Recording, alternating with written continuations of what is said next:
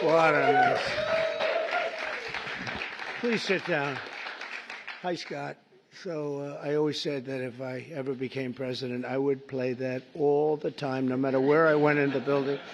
But I've never really gotten to do it. I wanted it for breakfast, lunch, and dinner. It's so beautiful. And pardon me for being late. We had a great meeting with NATO, the Secretary General, and we're going to do something a little different for this country. We're going to supply weapons to NATO at a large amount. They're going to deliver the weapons, and they're going to pay for 100% of the weapons. So a little different. A little different. Hi, John. So we're really that's a big thing, and we thought we had 4 deals, Howard, right, with Putin. Somehow they end, and we get off the phone. Oh, that was a very nice conversation, and then he sends missiles into buildings someplace. I said, what was that all about? So anyway, so we're going to be doing that with NATO, and it's fully approved, fully done. We'll send them a lot of weapons of all kinds, and they're going to deliver those weapons immediately to the site of the war, different sites of the war, and they're going to pay for 100% of them. This all was made possible by going from 2% to 5% a month ago when I went there. So, yeah. And those countries, those European countries, and I said, look, we have an ocean. It's not fair that we did, because under the Biden administration, we paid about 3.5 times more than they did. We were in for $350 billion. Got nothing for it. We were in for $350, and they were in for $100. So, which really meant one thing, because you have great business leaders here. It meant very simply that they were better negotiators than our president was. But so this is a very important thing, and hopefully that will come to an end. At the end of 50 days, if we don't have a deal, then we're going to have to do. We have no choice but to do secondary tariffs. You call it secondary tariffs, which are pretty tough, which we don't want to have to do. But let's see what happens. But we thought we had a deal. Numerous times, I'd get home, I'd say, First Lady, I had the most wonderful talk with Vladimir. I think we're finished. And then I'll turn on the television, or she'll say to me one time, wow, that's strange, because they just bombed a nursing home. I said, what? So we don't like that. But I want to thank you all for being here, and welcome to the first ever White House Summit of Faith and Business Leaders. You're really some of the greatest business leaders in the country. When I looked at some of the names, I said, whoa, that's big stuff we have here today. In fact, before I was president, I would have been very intimidated, but now I'm president, so I don't have to be. But today we celebrate the core values that built this country: and freedom, hard work, risk-taking, and above all, trust in Almighty God. You're very much into God in this room, and that's very nice. You're business leaders who believe strongly. We have some business leaders that don't believe strongly, and somehow you and I don't like them as much. But I want to thank Pastor Paula White. She's been my friend for a long time. And John for convening this incredible group. You know, her husband's one of the most talented musicians in the world. Stand up, John. Stand up. Okay? I stole a couple of his songs for the rallies, and he never sued me, so I was very happy. But we all come from the same place, right? So it was great, and we appreciate it, John. Thanks as well to Treasury Secretary Scott Bessent, who's doing a fantastic job. He goes on television and he calms the market. I go on television, I rile the market. And I say, we better send him in there, Howard, right? And the market's become so calm and nice. So you're doing a good job, Scott. Thank you very much. You make any deals today? We got a lot of them, boy, I tell you. We have. But the best deal is just sending out the paper. You know, they keep saying, well, he hasn't made the deal. Well, we made a number of deals. But why isn't he doing deals? Because the paper is better than any deal we can make. Do you understand? The people in this, Kevin, they asked you that question this morning. You were great this morning. But they said, well, when is he going to start making deals? And the next time we could say, just, no, every time he sends out a document that you have to pay 35% or 25% or 50%. or in one case 100%. Those deals, you can't beat those deals, but we're still willing to talk. And they all, literally every country wants to make a deal. We're in a good position. You would call it a position of strength. I don't talk that way because I'm a politician now, unfortunately. And I don't want to talk about strength. I just want to say we have to be treated fairly, because we were ripped off on trade and the military for, we protected other nations. Nobody paid us. Nobody did anything for us. Nobody helped us. And that's much different. NATO's a much different situation now. When I got in, I believe we were paying for 100% of NATO. And now they're paying, they went from 2%, but they were paying 1%. To 5% that they're paying. It's a big difference. It's about $1 trillion difference. And they're wealthy, for the most part, wealthy countries. And some of them they're among the most powerful, among the wealthiest countries in the world. So they're going to start paying, and they want to pay. And we had a great meeting about 1 month ago. That set the stage for what happened here. But it's very important. So I want to thank Scott for being here. I want to thank Commerce Secretary Howard Lutnick. You are doing a good job. Am I right when I say I really don't want deals? I just want the paper to get sent? Right? It's true. I don't know if this is on television. Yeah, it's always on television. SBA administrator and a great person, cabinet member, a friend of mine for a long time, Kelly Loeffler. Kelly, you're doing great. She's small business, right? She only does small business. But when you add it all up, it's the biggest bank in the world by a factor of about 10, right? She's doing a great job. And director of the White House Faith Office, Jenny Korn, who's also amazing. Thanks, Jenny. From the earliest days of our republic, the steady compass of faith has guided the strong hands of American workers, builders, and entrepreneurs like really no other. Our country was founded by pilgrims and believers, and every generation since, Americans of faith have built our communities and forged new industries and enriched our country by millions and millions of people and ways. John D. Rockefeller, J.C. Penney, Charles Goodyear, Truett Cathy, and frankly, we have people I could name right in this room sitting here that their names are every bit as big as that. They were inspired by their love of God, and now the proud tradition continues with all of you. And this group reminds us, as a nation that prays is a nation that prospers. And you see that. I think one of the reasons we went so bad is they really wanted to take God and religion out of your lives. And there was nobody to, look up to. There was just nobody. It was, we were freewheeling. And we can't freewheel. Now we have to bring religion back into the country, and we're starting to do that, I think, at a very high level, Paula, a very, very high level. You see churches are starting to fill up again. Under the Trump administration, America is prospering, and America is winning like never before. Our country is back. So I was in Qatar, Saudi Arabia, UAE, and then a month ago we were in Europe with all of the NATO countries, European countries, and plus Canada. And almost everyone said almost the exact same words. They said, 1 year ago, your country was dead. Terrible term, but that's what it is. Your country was dead. We thought it was finished. And now you've got the hottest country anywhere in the world. It's true.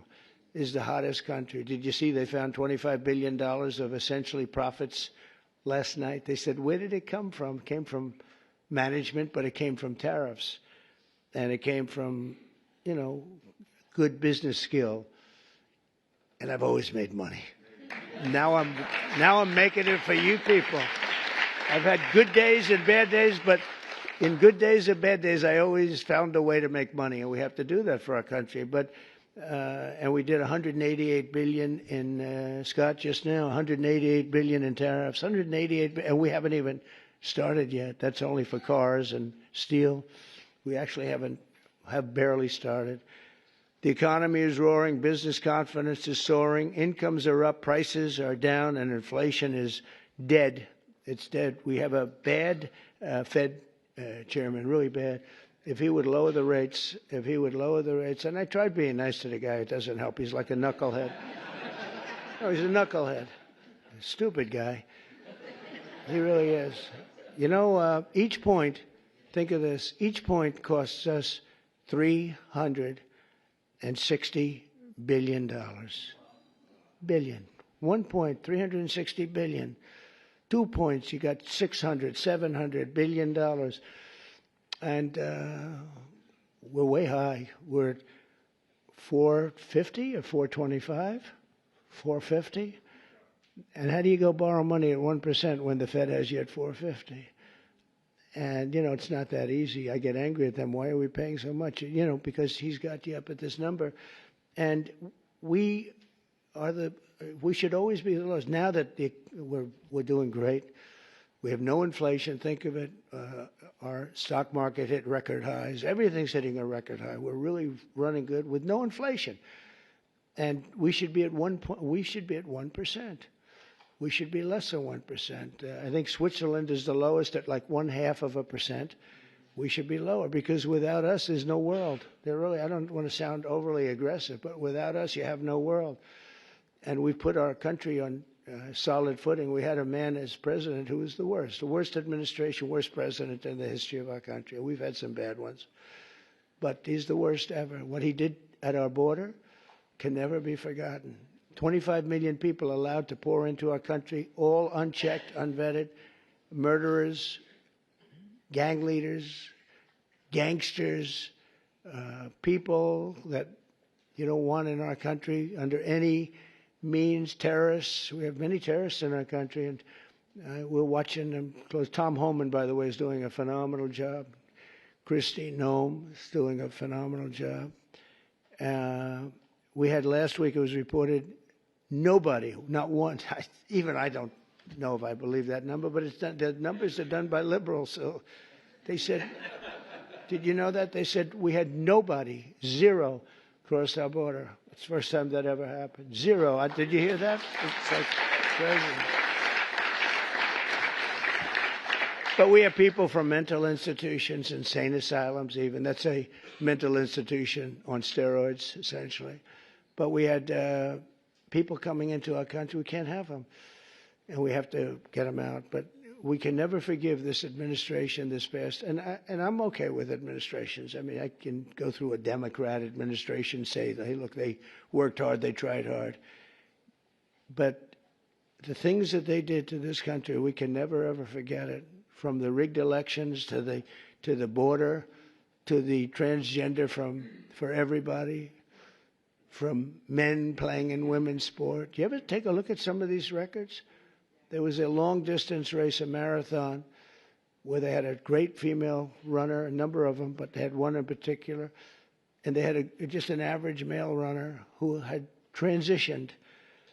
He won the race at the end of the day by 5 hours and 14 minutes. They waited for 5 hours. The weightlifting records are better, though. The weightlifting records are better. You know, the way they took a record that hasn't been broken for 18 years. 18 years. And, you know, they'd add a quarter of an ounce on each side of the barbell. And they'd just a little tiny piece of stuff.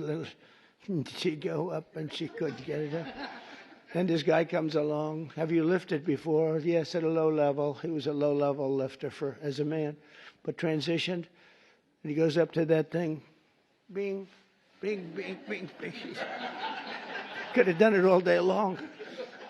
Broke the record by 119 pounds. The whole thing is crazy. The swimming records are pretty good, too. You got to see that. I told the story. You had this great group of young ladies, and they grew up with each other because, you know, they sort of swam at the top level. And they were swimming, and one girl was seriously injured.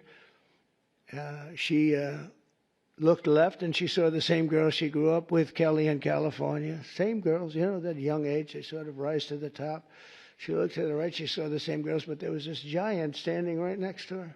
And he had transitioned. You probably heard this. He had transitioned. And she'd never seen her before.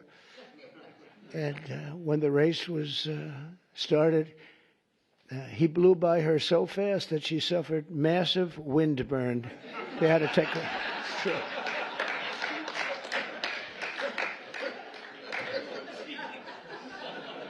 And he got out of the race, and he went and had a little lunch, and then he came back and watched the rest of the young ladies finish up. The whole thing is crazy, and it's so demeaning to women. It's so demeaning to women. But it is what it is. But what they did to this country, and we ended all of that, as you probably know. We ended the woke. The woke stuff is no longer in favor. But we're doing fantastically. Wages for blue-collar workers have surged by the most in over 60 years. Gas prices have reached the lowest level in 5 decades. Actually, we're going to see some really good numbers. Drill, baby, drill. Drill, baby, drill. I got to make sure that people can afford to produce the gas. But the gas has gone to the lowest level in decades. And you're seeing $1.99, $1.98, and I saw $1.95 at certain states. Not California, because every time it goes down, they add taxes onto it. You're at $6, $7. They just add taxes. All they do is they keep adding taxes. Terrible governor, doesn't know what he's doing. He may be a candidate, but if you go by success, you can't have him be a candidate. And on Friday, it was announced that the United States Treasury ran a budget surplus. Is that true, Scott? In June, for the first time in many, many decades. Wow. I didn't know that. That's a good one, too. I'm going to have to put that in my repertoire, Scott. But the biggest victory of all came 10 days ago when I signed the One Big Beautiful Bill into law. Right?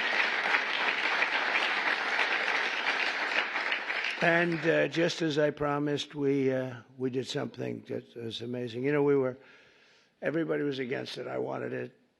I know Scott and Howard liked the idea of it too, but it was very risky because they've never done anything like it in terms of the size. It's the biggest bill ever passed, of its kind ever passed, by far. And they were going to cut it into 2, 3, or even as many as 7 bills. And I said, the problem is that in the one big bill, everybody gets something. When you cut it into 7s, there are 4 or 5 of them, or 3 of them, right, Kevin, that you get nothing. All they're going to do is fight it. You'll never get them passed. And so we went with it. I was on a show called Deface the Nation. Have you heard of it? They're so bad. They're so bad. These people, they're so average. But I was on this show, Deface the Nation. Ladies and gentlemen, President Donald J. Trump on Deface the Nation. No, but they're all so bad. But we were on the show, and she said to me a question. She said, what would you call this bill? Would you want to have it called One Big Beautiful, or would you rather see it? I said, what I want is one great, big, beautiful bill. And Speaker Mike Johnson, John Thune, they were watching, and they said, what a great name for the bill. We actually ended up calling it that. We took the great out. I actually liked it even better. One great, big, beautiful. But they said, let's a little bit of a low key. But we got to pass. But we got to pass because there's something for everybody. And there are things that people don't like, but you need them for the country. You have to do some things that are great for the country, but they wouldn't necessarily get the votes. And we got the votes. Think of it, not one Democrat vote. All the goodies that we got, not one Democrat voted in either the Senate or the House. And we're talking about tax cuts and business. So many different things that are so good, right? Not one Democrat vote went with us, not one. So we had to get almost every. In the House, we got 218 to 2. Think of that, 218 to 2. Nobody could do that. It's never been done. And that says, and we have Rand Paul Jr., who's a guy we call him Rand Paul Jr. because he always votes no. A guy named Massey, always votes no. We had another guy who I helped very, very strongly, helped him with a very personal situation, got him through it. And he voted no. I said, thank you very much, I appreciate it. And then we went to the Senate, and you had, of course, Rand Paul, who always votes no. They call him Just Say No. I think they think it's... No, I think I got him elected. I had to go to Kentucky twice to do rallies to get him elected twice. But they forget. A lot of politicians forget. And then we had a couple of others. Susan Collins, she's another one. Just say no. She always brutal. And we had some people. Tillis, I guess, was a no, right? He was a no. And they said he was brave. He said no to the president, but he resigned the following morning. So anyway, that was terrible, I thought. But we couldn't lose more than three. We had three that said no, and so we won that 50 to 3. So it's pretty close. And a senator came over to me and said, "I can't believe you won the House." Great guy, this senator, Eric Schmidt, who's doing a great job. He said, "I can't believe you won the House." I said, "Actually," so remember 218 to 2. We needed 3, so we could have lost 3. We actually only lost 2. I said, "No, actually, the Senate was tougher than the House of the 2." That question is asked to me, who was tougher? I'd say the Senate was tougher, actually, amazingly. It shouldn't have been.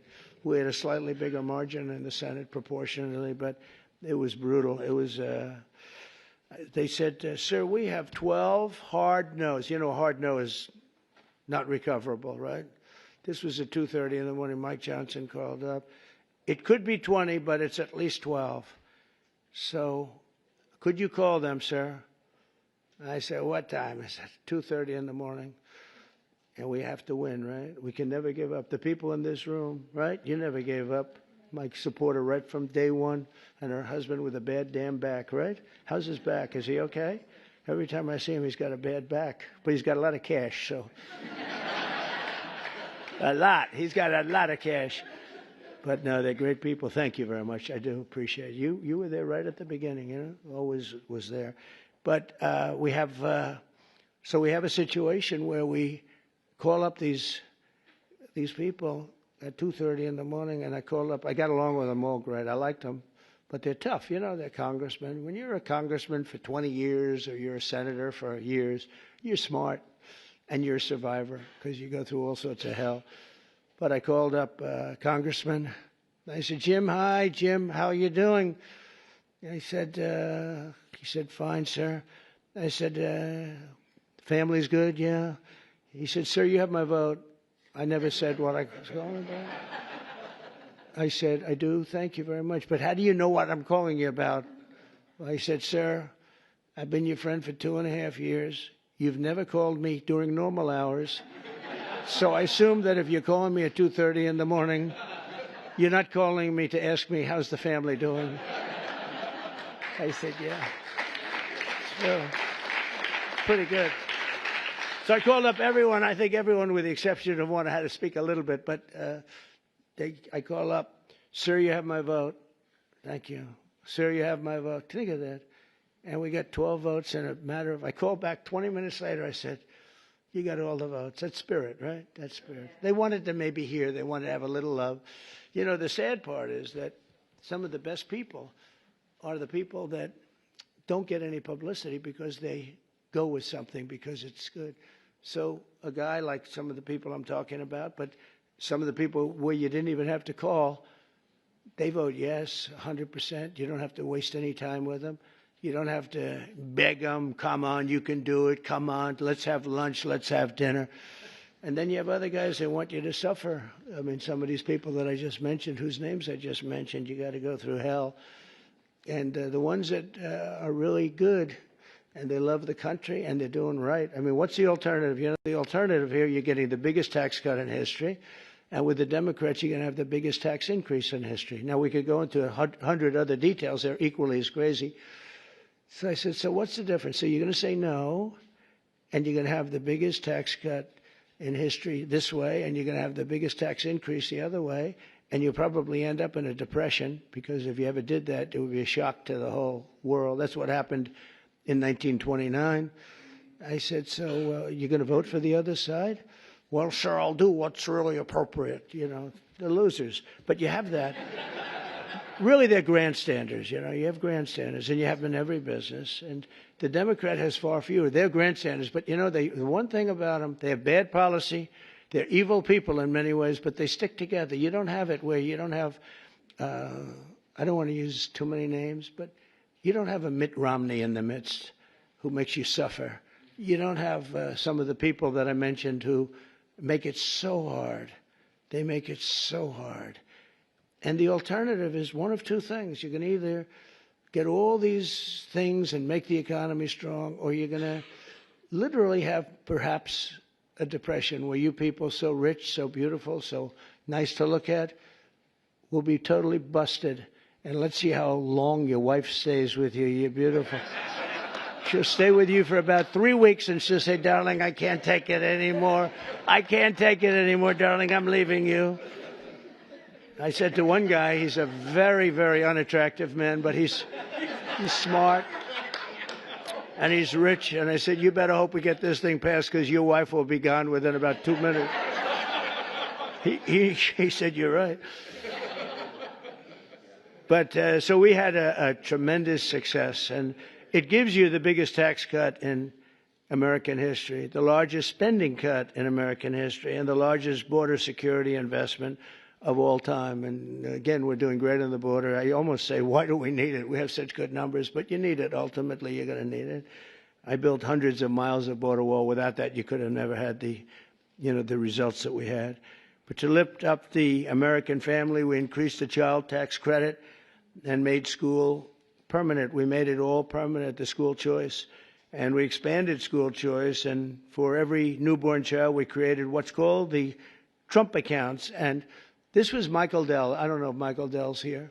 But Michael Dell, well, you tell him I mentioned his name because it's true. He would call me for 3-4 years. I didn't know Michael. I just know he's a great success story and a great guy.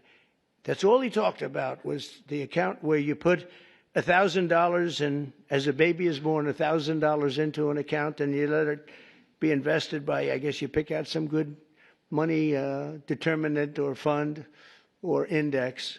And I guess at a certain age, like when they're 30, goes earlier than that, but when they're 30, they're supposed to have like $75,000. That would have a huge impact on their lives. And it could even be more than that. So that passed. And, it's funny, that was one of the easiest things we had to get passed. Can you believe it? I thought so many people loved it. They actually call it the Trump accounts. And I didn't fight for that name, right? I didn't fight for that. I said, that's a very great honor.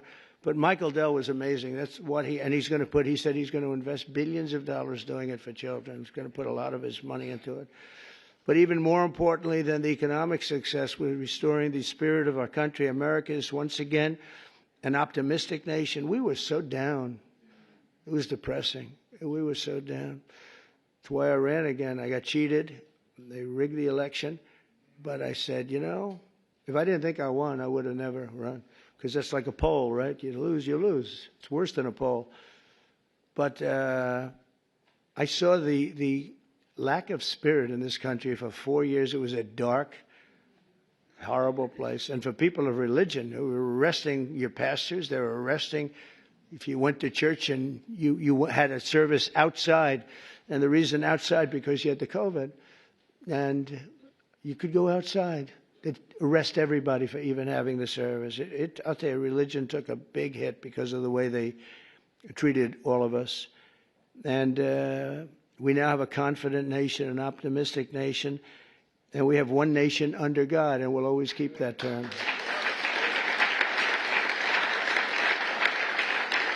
And we're bringing back, very importantly, and not just evangelicals or Protestants or all religions, we're bringing them back into our country. As president, I've ended the radical left war on faith, and we're once again protecting religious freedom like never before in our country. We're protecting it like never before. We're getting rid of the Johnson Amendment that didn't let the pastors and ministers and everybody speak about politics.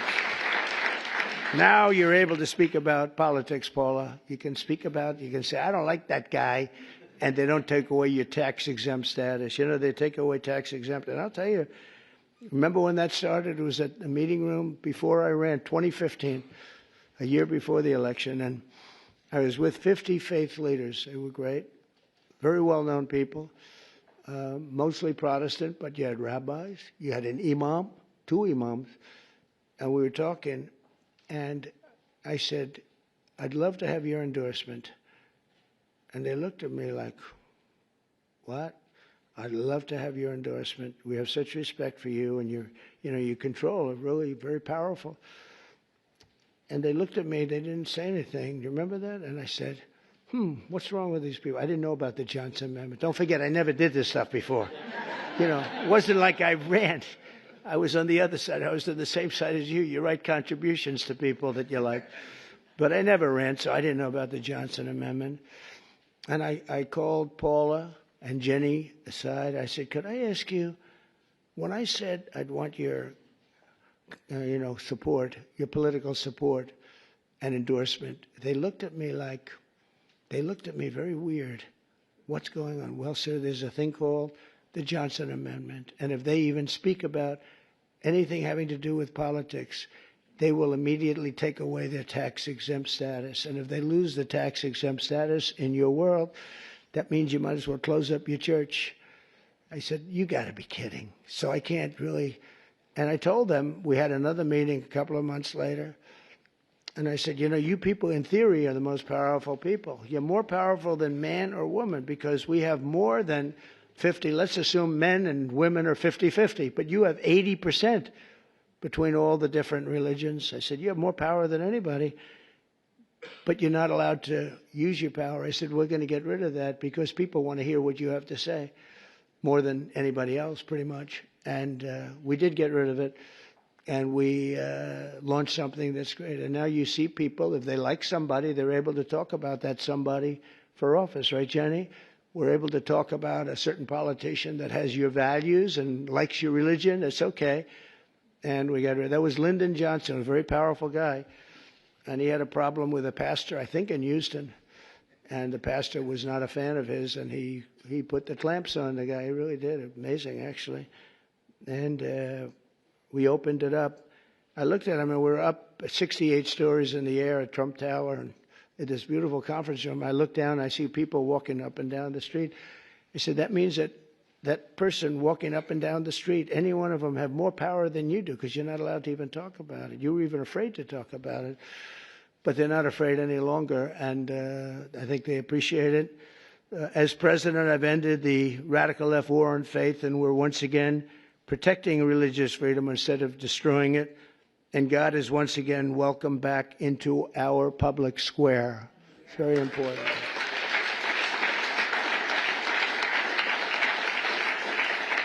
And I stopped the Biden administration's persecutions of Christians and pro-life activists. They would put people in jail if they even uttered the word. And, well, look at me. I mean, look what happened to me. I was under investigation more than the late, great Alphonse Capone. Think of it. Al Capone would kill people for dinner. If he left the room and he didn't like them, he'd have them shot, killed, buried under a building someplace as part of the foundation of a building. They're all over the place. And I said I had more time under investigation than the legendary Alphonse Capone or probably anybody else. But I had a lot of good people with me, and most importantly, I had the base with me at a level that it actually became stronger. The one thing I did that was very helpful, I was indicted 5 times. Think of that. Indicted. That wasn't a word that was in my father's looking down, my mother's looking down. That my son's not supposed to be indicted, I think. I got indicted 5 times, impeached 2 times. All bullshit, right? All terrible stuff. And I got impeached for making a perfect phone call. Good luck. Congratulations. I had a guy come up to me, a secretary of energy from before. Sir, could you call up, of all people, President Zelensky? And I called him. I actually held off. He must have come 10 times. Please, sir. It's because they wanted to do business or something, oil and gas. Who the hell knows what they wanted? You can imagine what they wanted. But they wanted, would you call up President Zelensky? And I did. When I finally got him, I said, congratulations on your win. He had just won. This is early in the process. Should have never been. That war should have never taken place, by the way. If the election weren't rigged, that war would never be happening right now. Millions of people being killed. That war would never be happening. But would you call up? So I say, hello, President. How are we doing? Everything good? Good. Congratulations on your big victory. Wonderful job. Great, great, great. Hang up. That's it.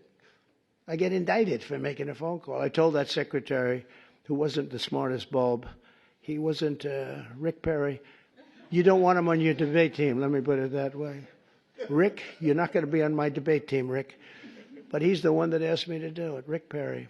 And I said, thanks, Rick. That was a wonderful suggestion. I just got indicted over your stupid call.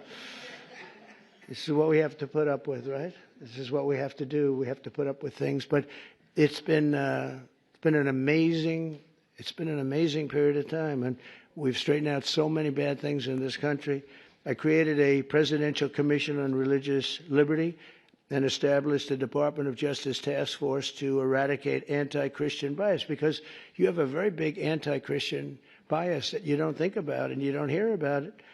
I established the White House Faith Office to defend and represent people of all faiths, and it's located in the White House. You've never had an office. We've never had that. And Jenny and Paul are there all the time, but we have it in the White House, so people can call up and complain, or they can call up and say, you're doing a great job, whatever. But we have it actually in the White House. Nobody's ever done that. We've restored the fundamental principle that God created two genders, male and female. That was a tough one. And we're defending parents' rights where the parents' rights have been taken away from them in schools. You look at some of these school boards, it's like they're brutal dictatorships, and we brought it all back. The parents have the control now, and last Monday we effectively eliminated the infamous, as I said, Johnson Amendment, such a big deal, and various other amendments and things that really took away your free speech. That's what they've done. They've taken away free speech. I also want to recognize the incredible contribution of our great First Lady, Melania, and she says hello. And Melania did the Be Best initiative in supporting children in our foster care system. She visits a lot of children, a lot. Yesterday we went to the game, the soccer game. I don't know if you saw it in the Meadowlands. It was incredible. And she's always thinking about the children that have a hard time and helping America's young people reach their fullest potential. And it's remarkable to think that it was only 1 year ago this week that my time on earth nearly ended. And if you look at that, God was with me, because that's something that, in theory, I should not be with you today.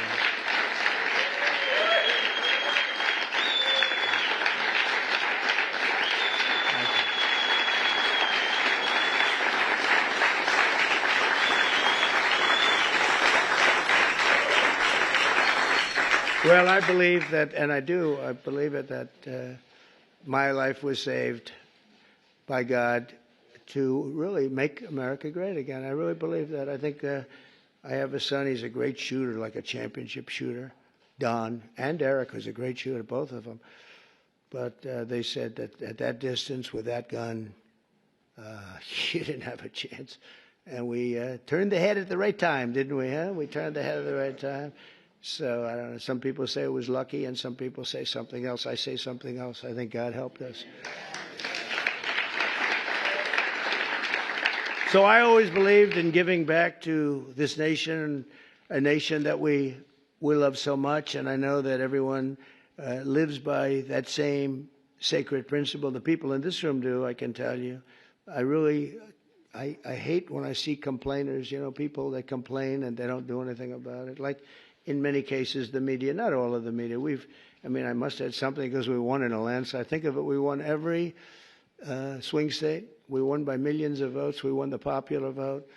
We won there's a district vote that's very interesting. It's where the whole map looks red for Republican, by the way. But the whole map came out, I think it was 2,750 to 505. Think of that. That's broken into little districts, little areas. We had an unbelievable election, and so I don't know, somebody said, how do you win without the press? But we have a hidden press, and the real hidden press and the hidden vote is the people and the word of mouth. Word of mouth is more important than the press, and they see what we do, and they see how we do it. I want to thank all of you and your great communities, and, it's a blessing to our country that you're here. And a blessing to our country that you become so successful and so great. And people look up to you, have no idea. You don't know We take things for granted. You don't know. The people in this room are amazing. Looking at that list, I really said, that's something great. And you're all believers. I think, Paula, you wouldn't have invited people that were, not a lot of, is there an atheist in the room? Any atheists? I don't think so. I wouldn't want to raise my hand if I were. I'd be in big trouble. No, you invited all people that are outstanding in faith and success. And it's a very noble group, but it's because of the patriotism and goodwill of citizens like you that America remains strong and faithful and free. And together we're going to continue the fight for Judeo-Christian values of our founding fathers.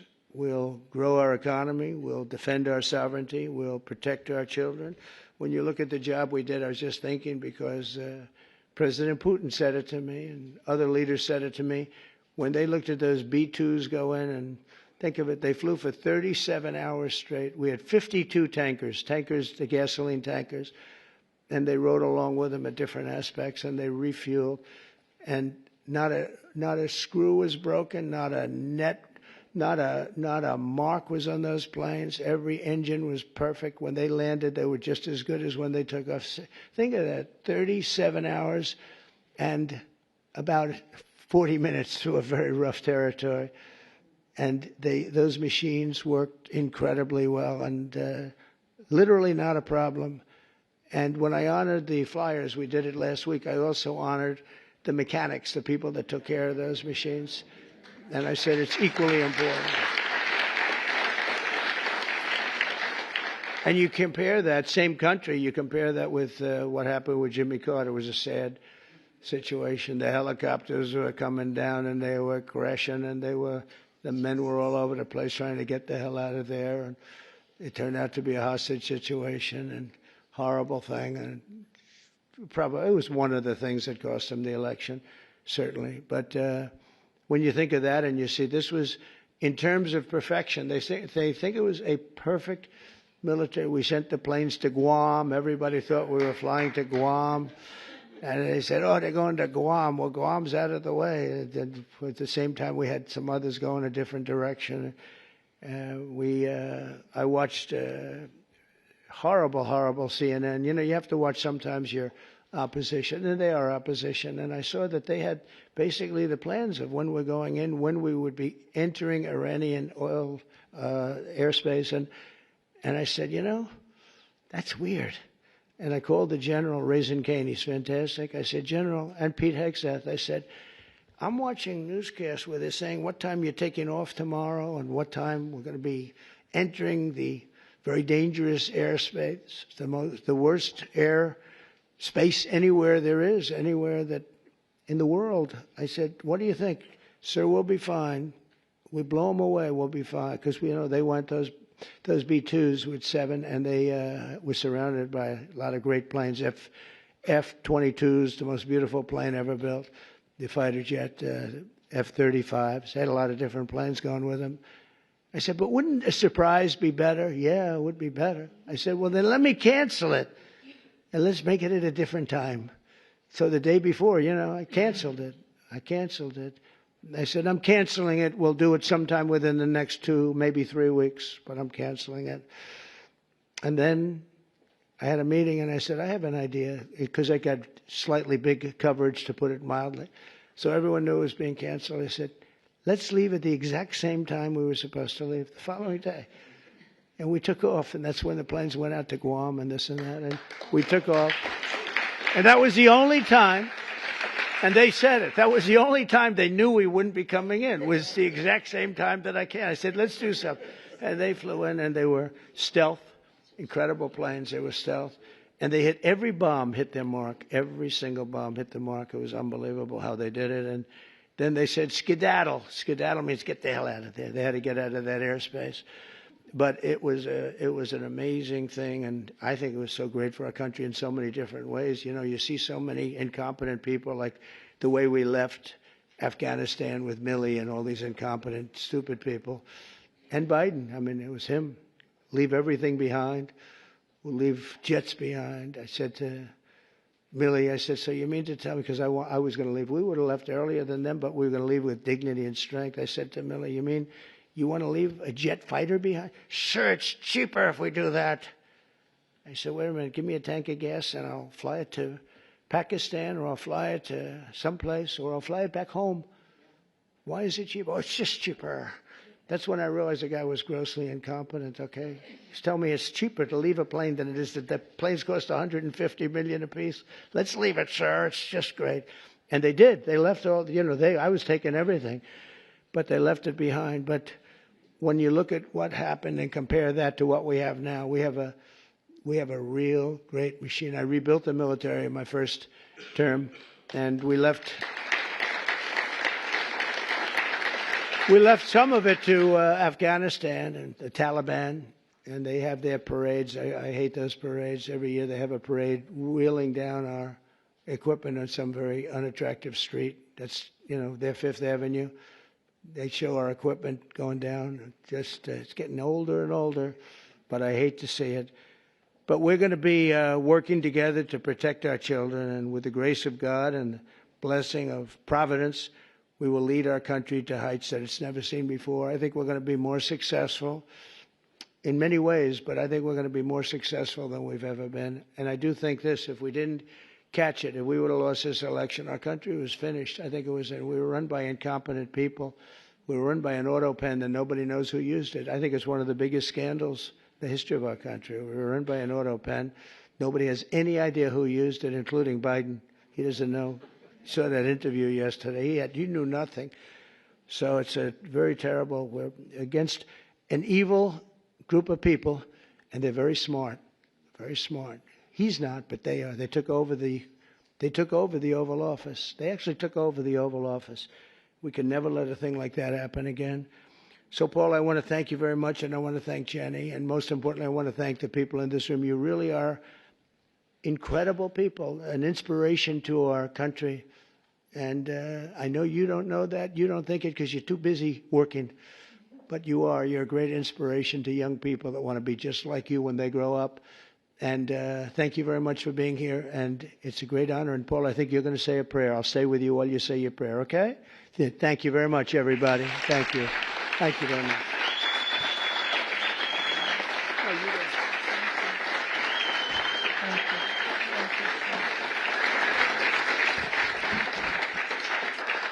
Thank you so much, Mr. President. You guys may be seated for just a moment. And he is our greatest champion of faith of any president that the United States of America has ever had.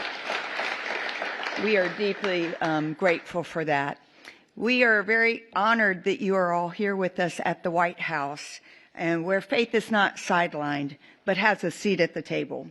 And as we gather today as leaders of industry, of vision, of faith, I believe that today is going to be very enlightened. And I'm so overwhelmed. We're getting ready to worship and pray, and to just think that prayer, worship, and doing good works is welcome back into the White House.